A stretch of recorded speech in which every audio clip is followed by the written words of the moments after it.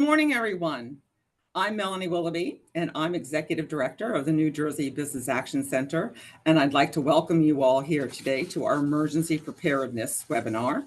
It is being hosted by the New Jersey Business Action Center together with our great partners who we are so proud to work together with.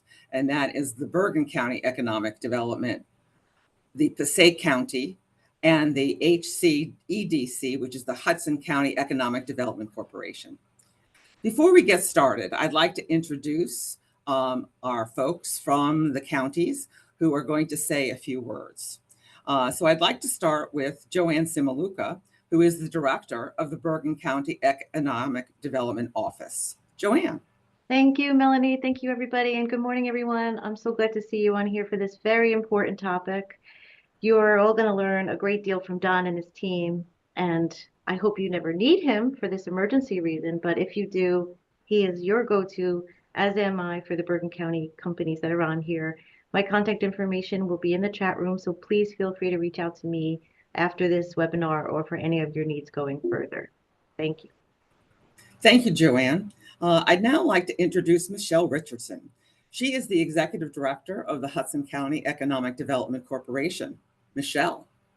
Thank you very much, Melanie. Welcome to everyone in the audience who made the time to be with us today. It is so great to be partnering again with the Business Action Center, Bergen and Passaic Economic Development Organizations. Today's topic, I'm just going to do a +1 on everything that Joanne said. This is a very important topic, and we're really happy to bring the discussion to you early in the hurricane season. We all see the weather forecast, so it is just great to be able to bring this information to you. Our information at the EDC is in the chat.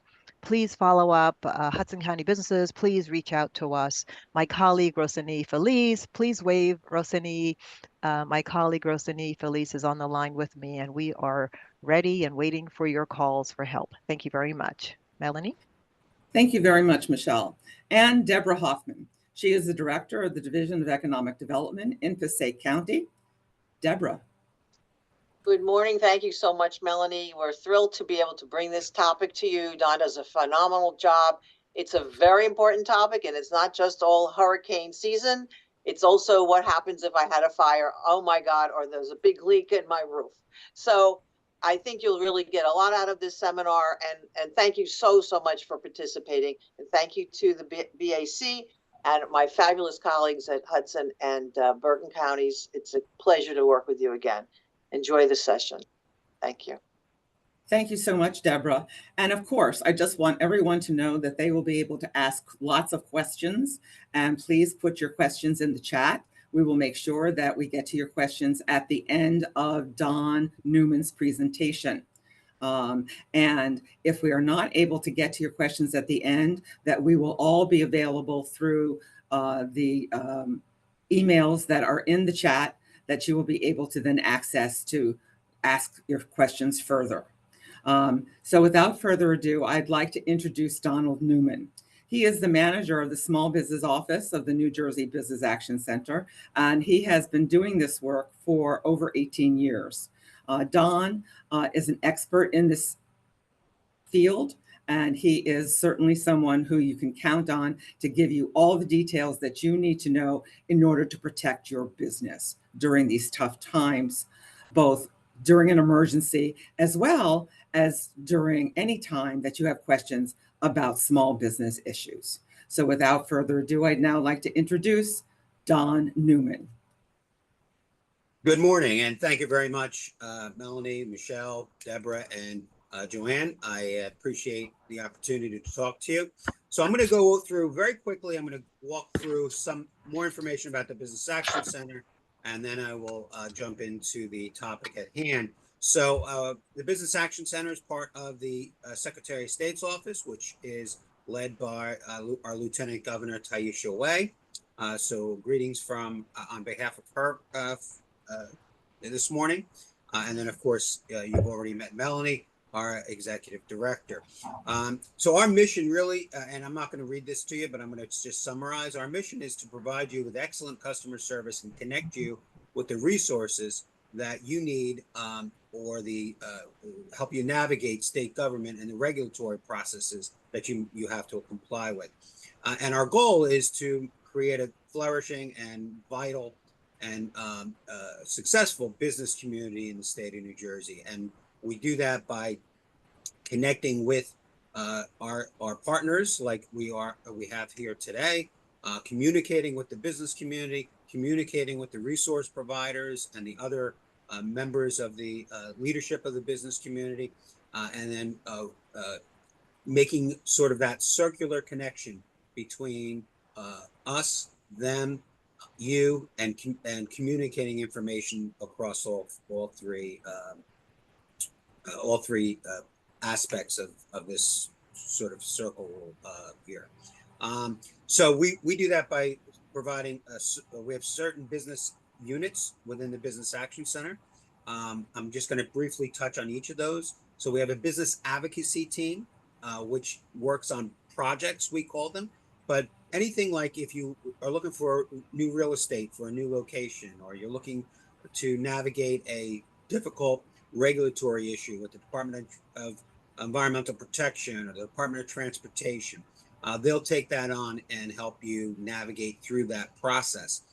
We have an export promotion team, which helps New Jersey businesses become exporters. We just took, last month, we just took 19 or 20 food and beverage companies up to the Fancy Food Show in New York through a program where we paid for their registration to go to that event. That's a international food trade show. And so we help those businesses enter into the global markets.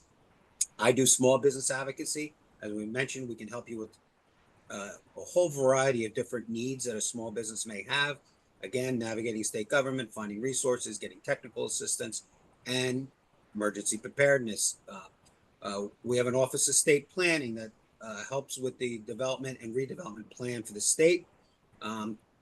So their constituency are the municipalities. I'm happy to talk about any of these that if you have wanted more information about them. And that one is a little vague, so I'm happy to have that conversation offline. We're about to introduce a cannabis training academy, which is a virtual training platform for anyone that's interested in entering the cannabis business, especially smaller licensees. And we have a business enhancement service group that helps communities that have downtown districts or SIDS or BIDs or UEZs and help them develop those community level business issues. So we help businesses of all different sizes and shapes, and we're willing to help you confidentially and with reliable information. So in short, we provide solutions. We help you find solutions to your problems, your challenges, or ways to achieve the goals that you have for your business. This is the quickest way to reach us. We have a call center, 1-800-JERSEY-7. We also run a live chat, which we can connect you to Treasury, specifically the Division of Taxation, the Department of Labor, the Economic Development Authority, and we can provide you with our own expertise on business matters. That's available through the business.nj.gov website, as well as the Business Action website. And that the last link there is for the Business Action website, statenj.us. Excuse me, that's actually an old email address. It should be nj.gov/state/BAC. We have to update that. That one still works though. And that will, there's a lot of good information on that site about your business, but also a link to the live chat. Oh, and we just published a small business manual, which you can order on that site, or you can download from that site. So I do recommend people go there and take a look at that. So our topic today, however, is business continuity planning. So the first question is, what is it and why is it important? Well, it's a process of developing a comprehensive plan to help you survive a disaster. It's important because 40% of businesses that are closed because of a natural disaster will never reopen. 40%. 25% of the businesses that do reopen will only survive their first year back. So that is a devastating loss, not only to you as a business owner, but also to your community if it's a wider spread disaster. So that's why business continuity planning is so important when it comes to making your business survivable as best you can, improving your odds to survive a natural, or I shouldn't say natural disaster, a disaster. Why do I say not necessarily natural disaster? My next slide. What are the types of business emergencies? So natural disasters are now the one that most people talk to me about. Floods. Floods are by far the most common disaster you're going to face. Now, there's other natural disasters like hurricanes and tornadoes and winter storms. And if we were in Iceland, I'd be talking about volcanic eruptions. But you want to limit your things to what happens in your area, what actually happens to you, can happen to you. Floods are interesting because a flood that's caused by a hurricane may not be hurricane related, and I'll explain that to you in a minute. But there's also man-made disasters. When I first started doing this, we had 9/11 was not that far in our rearview mirror, so everyone wanted to ask me about terrorism. Well, what do I do? If there's a biological attack in my town, or what do I do? And then all of a sudden, it was natural disasters after Superstorm Sandy, and then more lately, you hear about people asking about pandemics. So those are the kinds of things. And the new one that I am really, frankly, not an expert on, but I want everyone to be aware of, and that is cyber breaches, cyber attacks. Yes, you could have a data breach, but you could also have a ransomware where somebody puts a malicious program on your system that locks down your network and then contacts you for money in order to send you the code to get back out into your own computer systems. That's called a ransomware. Those kinds of things are very important to be prepared for. So that should be part of your emergency preparedness planning as well. And then, of course, health emergencies. This used to say influenza preparedness on my slides. And that's not because I was so prescient, but because back in 2018, we actually had a small pandemic with the H1N1 virus, which is an influenza virus. Obviously, we were right to put this in. We just got the wrong virus because we, of course, got hit with a COVID virus, and that was, created wide-scale emergencies. And there are a lot of businesses, as I mentioned before, about 40% of businesses not reopening. A lot of businesses shut down because of the pandemic. Gymnasiums, restaurants, a lot of retail businesses failed after the pandemic. A couple of my favorite restaurants never reopened. And then there's infrastructure failures.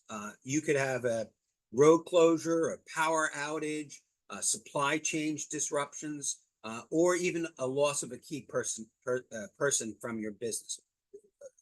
A staff member that leaves that was a vital part of your business, or passes away, or ownership that has a medical issue and no longer is participating in the business. So all of those things need to be part of your plan. I'm going to just mention supply chain disruptions. Disasters don't have to be here. They can be 1,000 miles away and still affect your business. I'll give you a personal example of that. I have been purchasing pool supplies from a national chain for years, for decades. In 2020, there was a hurricane that hit Louisiana that caused a fire in a chemical plant that burned down, and it produced 70% of the chlorine tablets that people use to chlorinate their pool. I stopped. Could not go to that national chain because they didn't have any chlorine. I had to start going to one of their competitors. I've been going there for a decade. Well, guess what? Only about maybe 40% of the business I did with them in the past have I continued to do with them now that issue, that supply chain issue, has been rectified. Not because I have anything against them. It's just that I was forced to go to their competitors found some products I liked a little bit better, and I broke that brand loyalty with that company over that loss of supply chain. So disaster that they had with the supply chain disruption, not only did it cause them a problem that year until they got their supplies chain issues fixed, it lost a significant part of their business moving forward because they lost that brand loyalty that they had before. So these can be long-term problems that you're going to face because of a disaster that may have a limited lifespan. All right, so always keep those kinds of things in mind as you're putting together these plans, and I'll tell you a little bit what I would do in that situation in a minute. So anyway, so a business continuity plan or business preparedness or business continuity plan, really there's three things that are important here. First of all, the preparation, development of the plan, assessment of the risk that you have and what impact your business would have under the different scenarios that we'll be talking about when it comes to a disaster, whether you have a flood or a fire or another pandemic. So what risks do you have? Then a mitigation plan. Mitigation talks about what do you do when you know that there's a hurricane like last week heading towards your business in Texas. What preparations do you do immediately upon hearing that is coming? And then what do you do during that disaster? What are the steps that you have? What protocols should be activated for you to move forward there? And then how do I recover? What are my protocols and procedures to recover after that disaster is over? And those are the kind of the main components of an emergency preparedness plan. So first step, create a plan. First of all, this is a team effort. You should not, higher management should not be doing this on their own. They should be talking to the whole team, putting together a key committee of people that understand the facility, understand the equipment, that understand what the inventory, supply chain, and all of you working together to develop the plan. It has to be customized to your needs. You are not, these are no off-the-shelf plans that you can take the one that your neighbor is using and apply it to your business, because your needs, your budget, and your circumstances may be different. And I want to mention budget, because yes, budget is important. You may have a plan that has some big expenditures attached to it for your preparation. For example, buying a generator so that if a power outage, you can keep power to your building. You don't have to do that in year one. Part of your plan could be a progressive investment in implementing the plan over the course of a few budgets, so that you don't create a situation where you're overburdened and don't do anything. Do it in pieces, and then again, consider all the different scenarios that may affect your business and prioritize them. For example, maybe you're a business that really depends on the internet. You take internet sales, that's a big part of your business. You need to be prepared for that kind of a disaster, where someone else who is a service industry, for example, may not. So you want to make sure you identify what the critical operations of your business are and protect those and prioritize those in your plan. Simple things: inspect your building. Make sure that your roof isn't damaged and it's going to blow off the next time you have a windstorm. Make sure you have an understanding of what your base flood elevation is. Base flood elevation is where 99% of the time when you have a flood, that anything above the base flood elevation will be dry. Only 1% of the time will that flood get higher than that. And that's based on FEMA maps. So you have to go back to the FEMA map and figure out what your BFE is for your location. And then do things like keep stuff off below that. If you're going to have a storm and you think you might have a flood, don't leave a computer below the base flood elevation. Don't leave your servers. Don't leave your inventory. figure out a way to elevate that stuff above that base flood elevation so that the flood doesn't take out all of that equipment. All right, and then make sure your insurance is current and you understand your coverage. That's even more important. So, for example, I mentioned before about flooding, that there's a difference between a flood and a hurricane that causes a flood. A lot of people after Superstorm Sandy found out that when the river rises, it doesn't matter if it's because of a hurricane, your hurricane insurance won't cover a flood. Flood insurance covers floods, not the normal insurance you would use for a hurricane, unless you can prove that the water damage was done by what they call wind-blown water. So if it's raining and the wind blows is blowing and that creates a water damage to your building, that's covered. But if the river rises, you're out of luck with that insurance unless you have flood insurance. So make sure you understand the coverage that you have. A lot of people found out that their landlords were covered for the damage to their building, but what they weren't covered for the tenants or even the owner of the building, it was only the building, the equipment and the inventory inside was not covered. So make sure you understand what is covered. I talked to an art gallery that had flooded out and lost tons and tons of artworks. They had no coverage for it because of the way their business was oriented. And then because there was a disaster declaration, when they went to the SBA to try to get a disaster loan, they couldn't get it because they couldn't inventory what was in that building, all those pieces of art. They didn't have a good inventory of it, so they weren't able to prove that they were even there, and they had taken that stuff out and thrown it away, and it was all too late. Very, very sad because this guy lost everything. Business interruption insurance. It's a special kind of insurance when if your business is if you're interrupted from doing business, you may be able to get some insurance coverage to cover that loss of business activity. Prepared disaster supply kit in case you have your disaster keeps you in your building. So you should have a disaster supply kit. This is pretty common, old fashioned stuff, but it's still valid. By the way, it applies to your home too. You should have a supply of equipment for your home. Maintain emergency contacts. That's going to include your employees, your suppliers, your customers, and it should be two-way. There's a great story from after Hurricane Katrina where a business was completely untouched by the storm. They did everything right. The building was elevated, so there was no flood water.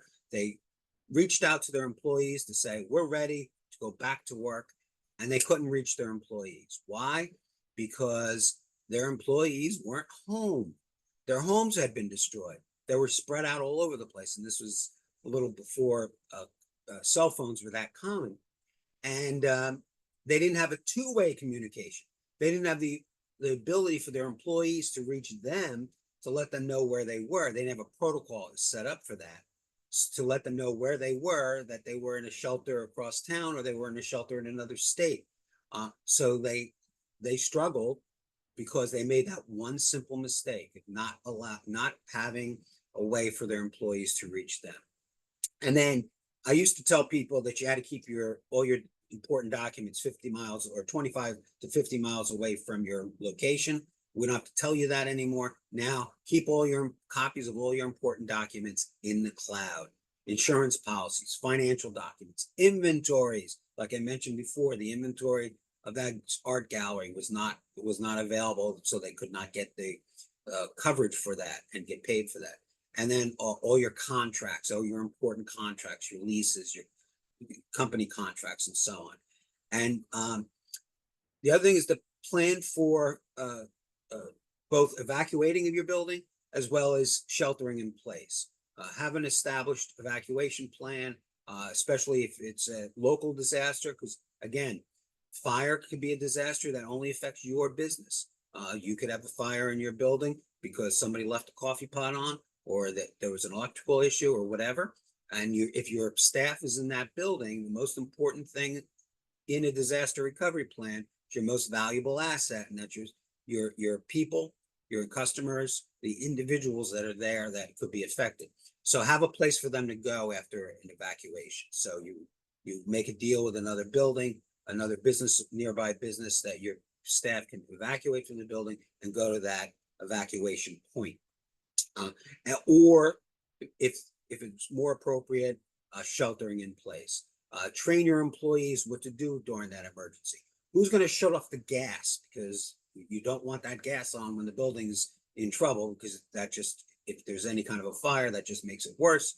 So you want to make sure that everyone has their own little assignment, and then run a drill, run a tape. It doesn't have to be a drill like a fire drill when you're in school, but a tabletop drill. Everybody sits around a table. Somebody plays Dungeon Master, if you're a Dungeons and Dragons fan, and runs through scenarios, and people then say what they will do during those scenarios, and what they're responsible for, so that you make sure that all of the inventory has been, somebody jumps on the forklift and lifts the inventory onto a shelf, somebody else shuts off the gas, and that you don't have to have somebody giving out those orders on the day of the disaster. Everyone knows what their responsibilities are, and you instantly start the protocol, and they all go and do what they're supposed to do. And then plan changes in supply and demand for your goods. I have a story about a community after Superstorm Sandy that had a business that was open, except there was not a single home in that entire community that was habitable. So there was no one in town. So he's got a business that's open, no demand, because no one's coming to his business, because no people in the town. So you have to plan for disruptions in your goods and services, and as well, the supply rather for your goods and services, as well as demand for your services. Pandemic planning. I'm not going to go real heavy into this, because frankly, we all just went through this, so we kind of know that you need to have cross training for critical roles for people that are sick. You have to make sure you're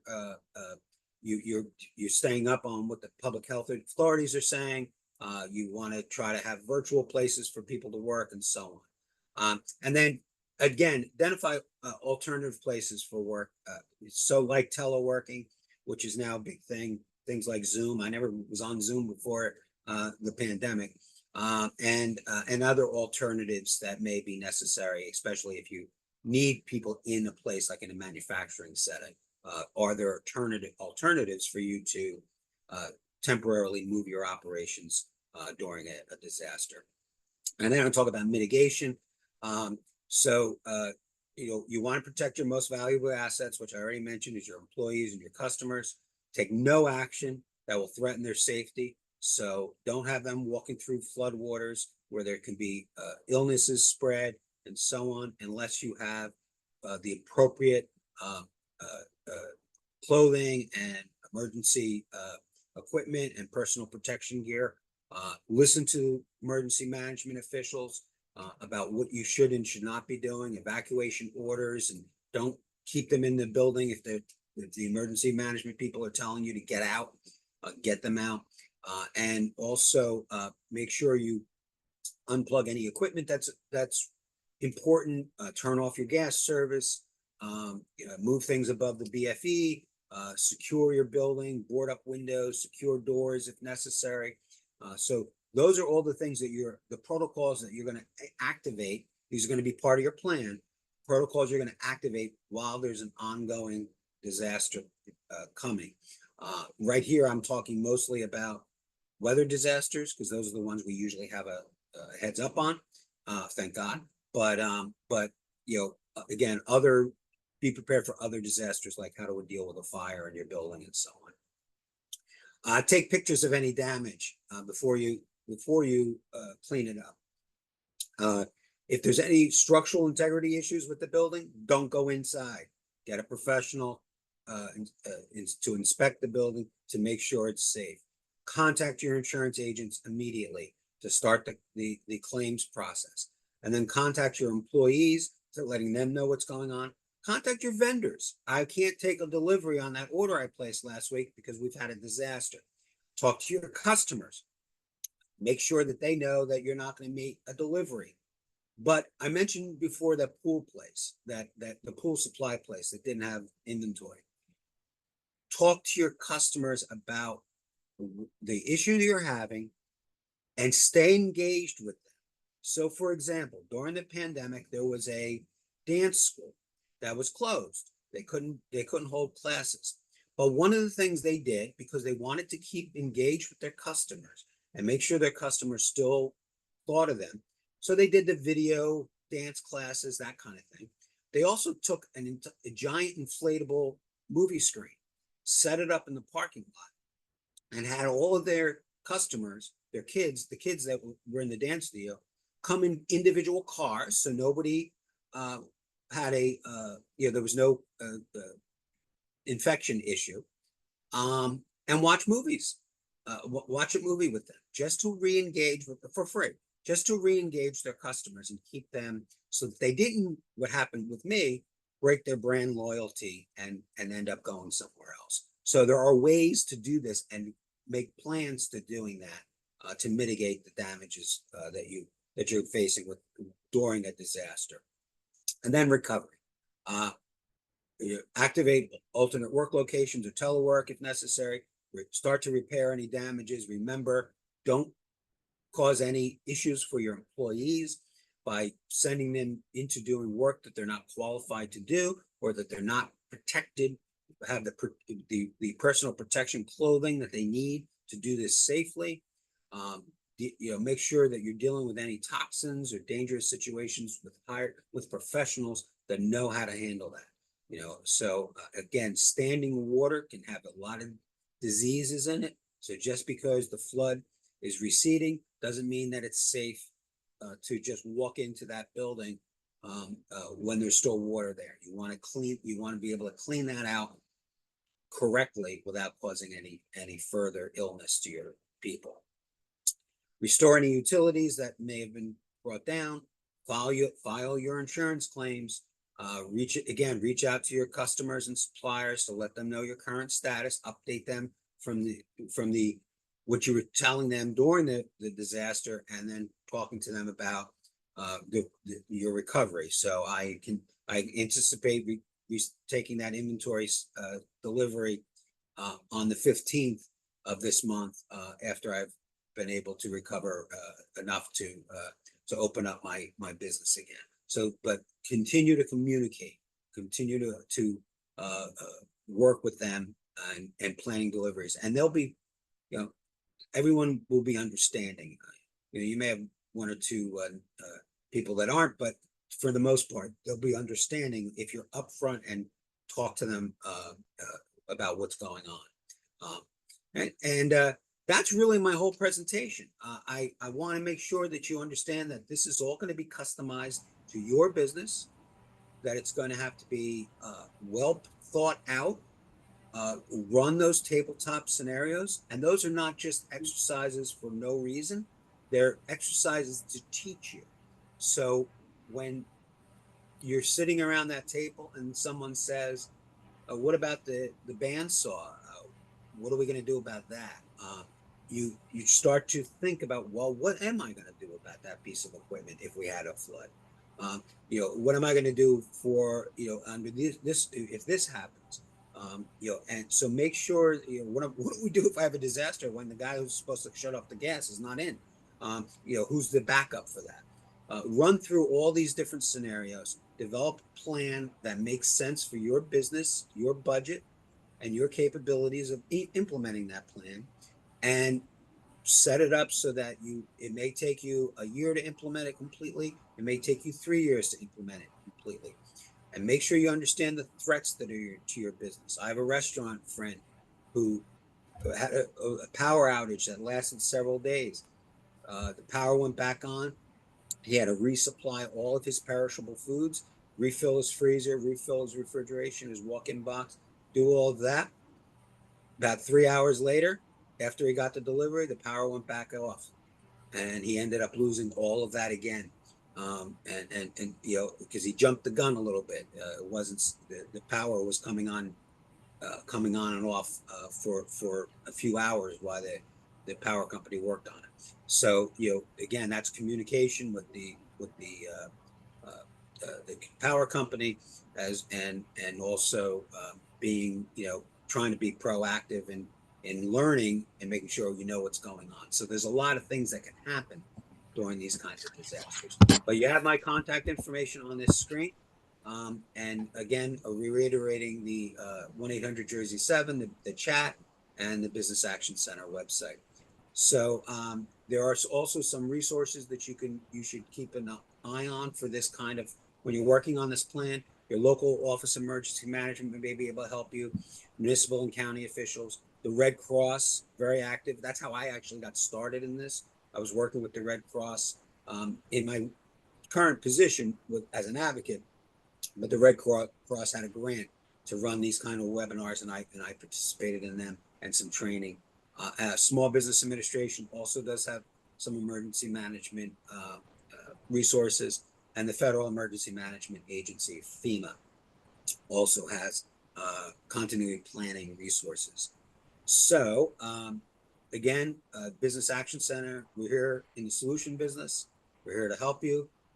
So give us a call if you need anything. If you just are looking to figure out how to achieve something, achieve a goal, grow your business, you have a challenge that you're trying to meet, you want to learn about government procurement, you want to learn about emergency management, emergency preparedness rather, whatever it is that you're looking to do, we're willing to help you. So thank you very much, and I'm happy to take any questions. Don, Thank I you. have one. Oh, sorry, Melanie. No. Oh, no. I was just going to say thank you to Don, but please go right ahead, Joanne. I was just going to repeat a question from Parker Brown, who's one of our attendees today. He says he's based in Passaic County. His question is, how could a business like his work more directly with yours to get this information to businesses? He said, I speak directly to them and they have no idea of these classes. The information here is priceless. This is fundamental function of our company. So he wants to know how he could work with you, Don, to get the information out to the businesses he deals with. I really appreciate that, and I would love to work with you and talk to you about this. We come and speak to businesses all the time on a variety of topics. This is just one. So if you want to reach out to me and Lauren Lehman, who is hiding behind Melanie's picture on the screen, she's our events coordinator. I'd be happy to speak to you, but we also have other experts that can speak to you on other topics. And we'll be glad to do that. So just reach out. I'd be glad to have a conversation with you about that. Terrific. And Randy Goldberg wrote a question just now. Do you have a disaster recovery template you can share? I don't have a template. There are some that you'll find out there. I'm a little leery of disaster recovery templates because, as the point I was trying to make before, is that really has to be customized to your business. So if you just follow a template and fill things out, I'm always nervous that you're not going to do a thoughtful job about your specific needs. So there are some basics like insurance coverage and inspecting your building that you're going to find on a template. But really think about your business and what your specific needs and concerns are, and your vulnerabilities are, so that you include that in the plan. I'm going to compare it to the business plan, an overall business plan. I have the same issue with those templates, that people fill them out and they stick them in a drawer and they close the drawer, and that's so that's not good. But you can find some templates online. I don't have any that I can share, but there are some templates online. There's some, I believe there are some on the Red Cross's site, and again, those are simply starting points. They are not comprehensive, and they're not geared specifically to your business and your business needs. In fact, I'm going to give you an example. I spoke to, I did a committee, I was on a panel rather, for small law firms and their needs for security. And their biggest concerns was office security.